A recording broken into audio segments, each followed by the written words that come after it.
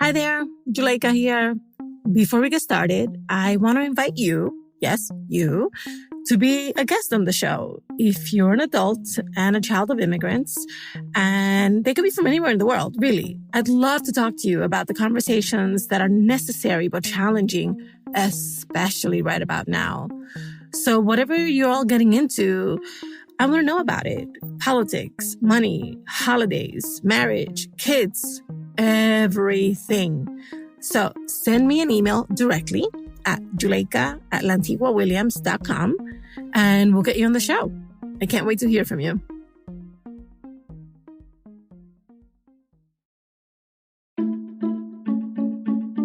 Hi, everybody. Today we welcome Kelly. Pursuing higher education was really important to Kelly, but she had a difficult time explaining to her Puerto Rican family why this mattered to her so much and asking them for the support that she needed in achieving her academic dreams. Let's get into it.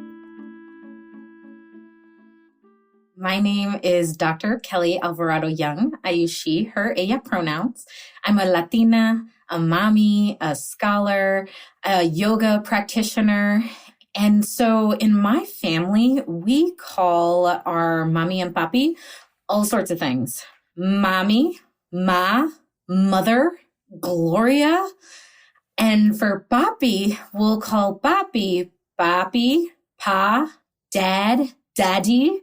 Just depends on what it is that we're trying to communicate. But most times I will call them Ma and Pa. Mamí and Papí came over from Puerto Rico in the late 70s separately, and then they ended up finding each other on Long Island, New York, where I grew up. When I decided that college might be something I'm interested in, it was heavily influenced by the experience of my high school. I was in honors courses, and I hadn't thought about any of it, but my white counterparts were going on college visits with their families. And the only campus tour I ever took was with my friend who let me tag along with her to Wagner College on Staten Island. I applied, I got in, and then I had to have that conversation with Mom and Pa about these schools. Staten Island was too far. Cornell, hell no, hella far. Stony Brook, which was a 45-minute drive away, and I wanted to stay on campus, and they're like, nah, you don't stay on campus. You stay here at the house. You never leave the house until you're married. And I was like, all right, well, I guess this is it. And I compromised. My first 3 weeks at school, I commuted, and I had no friends in large amphitheaters with, 500 students. I would have to barcode scan myself into class. Even though I was academically prepared, I was not socially prepared for the transition. Within the first 6 weeks, I ended up dropping out. I was so ashamed to have to tell my parents because I knew what was coming. I told you so. Why did you spend your money on that? What a waste. ¿Pa qué hiciste eso? Because you already got a high school diploma. You can get any job you want. And I wanted something more, and I didn't know what that more was. So after I ended up dropping out of college, I really listened to the voices, implicit and explicit, about my role as a Latina woman in a Puerto Rican family, which was to get married. I married my high school sweetheart at 18.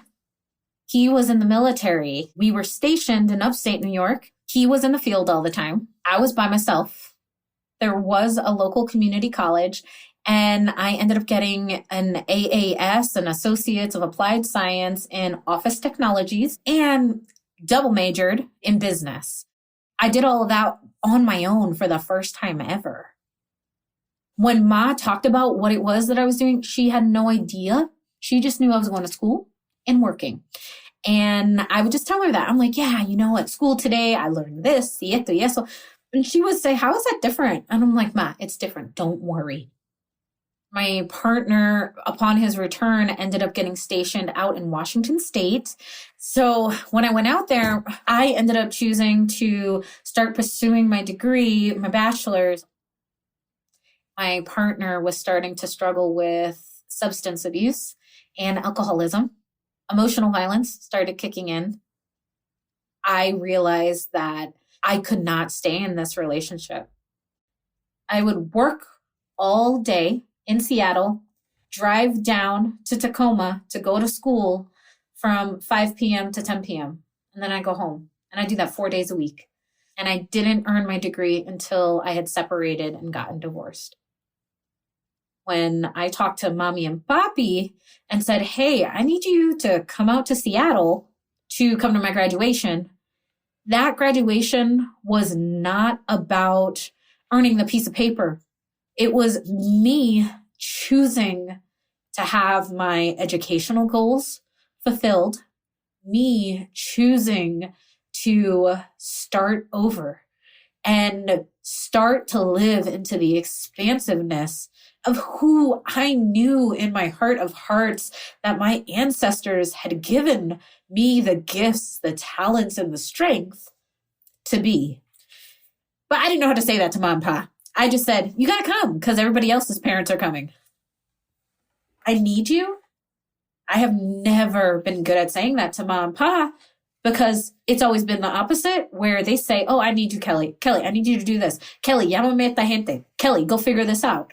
And this was the first time that I was asking them to be there for me and they didn't get it. And I didn't have the words to say it because I was still in that space and I'll be whatever my parents need me to be.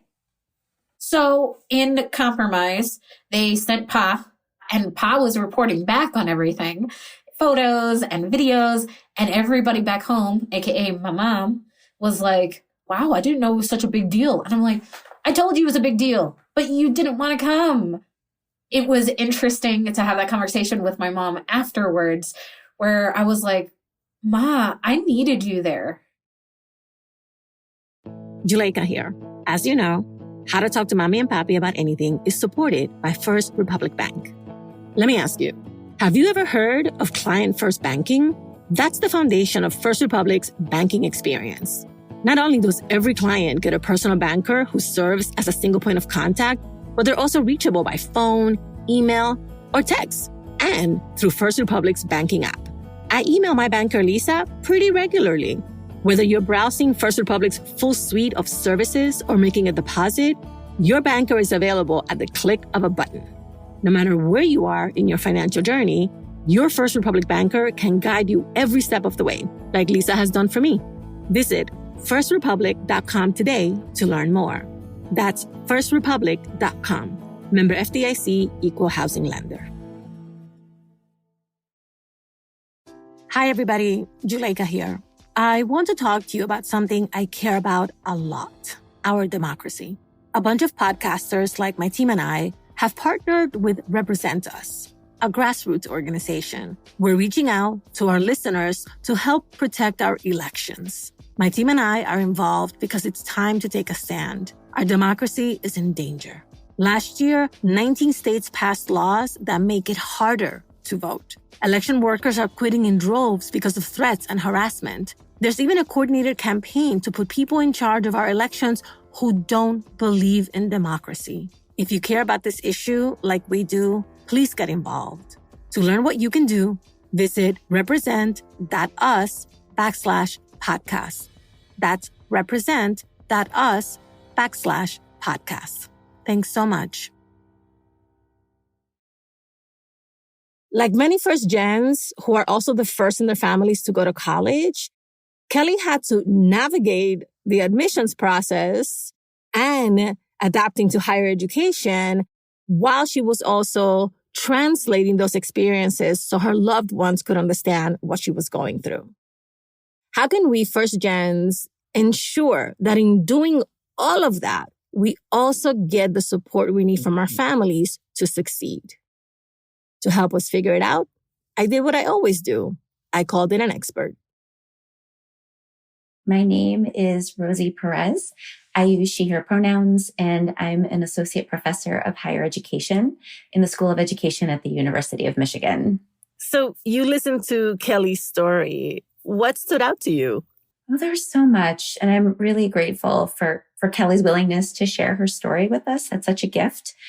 Some of it is how sometimes if our parents haven't had the same experiences as we have with school, right? Like how do our parents or our loved ones, our dear ones, try to understand the differences between school as a physical place you need to be versus learning.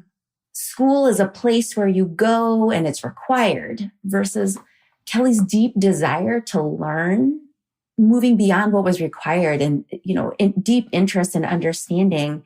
And if school has only been framed as something you need to do, it's really hard for people to understand why you would want to go beyond that. I was really struck by a theme that comes up over and over in our conversations with first gens, which is the idea that if you have a job, if you have some level of training, if you already have some stability, why would you mess around with that? Why would you go and explore other things? Why would you go and get more training and more education, right? And it's really amazing how far she's gotten, despite having to continually explain and re-explain and re-explain this idea. Is this something that you see in your research? Is this something that you have noticed sort of like among this intergenerational conversations that are happening around higher ed? Yes. I've had lots of conversations with students around social class. And what does it mean to work? Like, what is work? What is labor, right? And so if you come from a family in which labor is and work is something that's physical, it's something that, is you demonstrate your worth through doing often physical or manual things. The idea of sitting in a chair or going somewhere and thinking a bunch is completely disconnected to how you think about how you show what you can do, right? Like, what does that do for anybody? Like, do you see the results of that? Right? What are you producing? Is sitting in a chair and thinking really a job? And you're like, that's not all I do, right? And so it's a completely different form of labor that might be, your family has the capacity for it, but it might not have been rewarded or encouraged. Where I've spent some time talking to students is around how do we talk to our families around different kinds of work and helping people understand the value of the work, even if sometimes it doesn't produce something right away, or it's something where the result might be something where somebody's learned something or understands themselves better. Like that is a kind of labor that I think is really difficult for people to understand, the labor of teaching and supporting folks. People might not understand, but it might even be just trying to help and think alongside people about work differently than we've talked about it before. Yeah. Kelly, said I was really prepared academically, intellectually, I felt like I could handle it. But socially, she really did not feel like she arrived prepared. So can you talk to me a little bit about what some of the social challenges are that first-gen college students might face and, subsequently their families might face? There's so many. And I'm thinking about the fact that Kelly, the expectation often in coming to college is that you're going to integrate into the life of the college. You're going to go to classes, you're going to participate in activities, you're going to go talk to faculty and people who work at the university to understand what happens. Most students don't know that that is designed to help you succeed, right? But if you're commuting and you're working, that is really difficult, right? Like if you got bills to pay and you have to spend more time working, you don't get to integrate into the life of college. So that inherently, there's kind of two layers of challenge. There's one that there's all these unspoken rules about what you should know to do to succeed. And then the second one being some folks just have quite literal constraints on time and financial resources that prohibit them from doing all of these activities that we know in general help students succeed, which is, participating in activities, getting connected to faculty or staff. Like those things are empirically demonstrated in lots of higher education research to promote retention and success. But if you don't know you should be doing those things, or you want to and you can't, right? There's lots of other layers of challenges that have nothing to do with you being academically prepared for college. What are some of the ways that you've seen families support their first gens as they learn more about the process of being in an academic setting in the United States? Yeah. Kelly had talked quite a bit about she was always the one helping, right? And so particularly for children who are the eldest or the eldest girl, who are expected to take care of younger siblings or to provide additional support to parents or elders. Sometimes I've seen from students when their families understand that they actually need time, where they might lighten that load, where they might say, oh, you don't need to come home and do this. We want you to focus your energy on school. That's not detracting from your ability to be with family. It doesn't mean you don't care about this, that your success is also our success. So sometimes there is an acknowledgement that this can also help all of us, not just you. And not that these, adults need permission, but sometimes you do need permission to invest in yourself. But I want to ask you the other side of that question, which is that, especially for daughters, it is so hard to ask for what you need. And even Kelly had a hard time just saying, be at my graduation. This is so important to me. I need you here. So how can we practice and how can we get better at asking for what we need? Yeah, that's so tough because I think as a woman of color, I'm still trained to give without asking in return, right? Part of it is, I think, learning that we deserve that. So how can you ask if you have not considered that you might be worthy of the kind of support you are so willing to give of others? And I do think somewhere along the way, if you build relationships with trusted friends or mentors or other folks, I have found that it is easier to ask for what you need when folks start to help you reflect and prompt on like what's not working here or what's stopping you. Because sometimes nobody said you can't do that, but you haven't imagined yet that it's a possibility. And so I find that talking to others and sometimes practicing, I think that sounds kind of silly sometimes. But if you've never done it before, and particularly talking to your parents, if you're just like not sure how they're going to take it, I might talk it through with folks who know them. I know I've talked things through with my sibling before, like, let's do a run through. Let's see if I were to do this, like, how do you think this would go? And they're like, I don't know. I might say this a bit differently, or I might start with other parent first, start with dad first. He'll give you the gentle, like, wink, wink when we're talking to mom, and it's going to go. I don't think there's a deep formula, right? But I do think there is a part of wrestling with the fact that, frankly, women are often told we just aren't allowed to do that. The cultural expectations are such that, compliance is rewarded. And there are gentle ways to lean into, it's not non-compliance, but it is trying to say that reciprocity and in relationship matters. And so that's one way to show is by asking if I'm giving. One way to demonstrate care is sometimes you have to tell folks because they think they're showing you that they care, and they are in their way. But that way of demonstrating care isn't always what we need.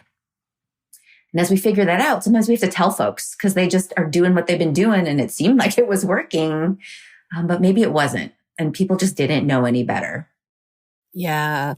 I taught at a community college for 6 years where my students were all commuters. They all had jobs. Many had families. Many had other responsibilities. And when I would sit with them during office hours, before I even got to talk to them about their work in my class, I would ask them things like, when do you study? Do you block out your time? Because I needed to understand how they fit school, which was clearly a priority, but how they fit it into all of the other demands in their life. And often they had not even thought about some really simple ways that they could ask people in their household for support.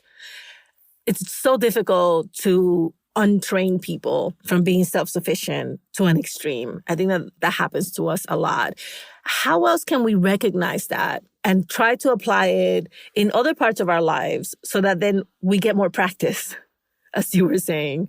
That is such a good question. And I'll say I'm still unlearning that, right? Like I'm a hyper doer. Same. I'm a hyper doer who is not good at asking for help. What I have found as part of my undoing some of those lessons has literally been finding other hyper doer, like people like me to talk it out with. And they will literally just go, girl, why are you doing that? Like you literally have people who can help you. And when I can't give them a good answer, I have no answer, right? Other than I'm just used to doing it myself. That's not a good answer. It just perpetuates the problem. So I think if we find friends or other loved ones who we trust and who lovingly will tell us, like show us ourselves, that matters. That's vital to practicing. I think the other thing I'm thinking about, Julika, is you were talking about being a professor and, we put so much responsibility on students to figure this out. Yes. And the reality is institutions have responsibility to the students, we admit. We owe our students so much more than we give them. And there are lots of folks out there trying to change the game. And I hope that we can humanize this experience, right? I can't help but think how Kelly's early experience might have been different had somebody cared enough to check in and ask, hey, it seems like you're struggling in these first 6 weeks. Preach. You're absolutely right. You're absolutely right. Rosie, thank you so much. It has been so lovely to talk to you today. Thank you for making time. Yeah, thank you so much for having me. It was joyful to connect with you.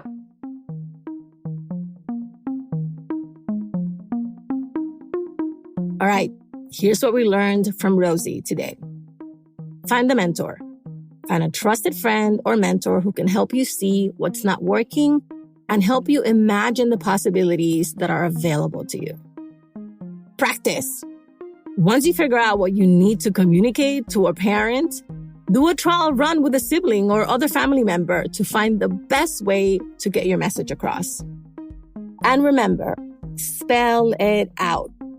People want to help, but sometimes they need you to be really explicit about how they can help.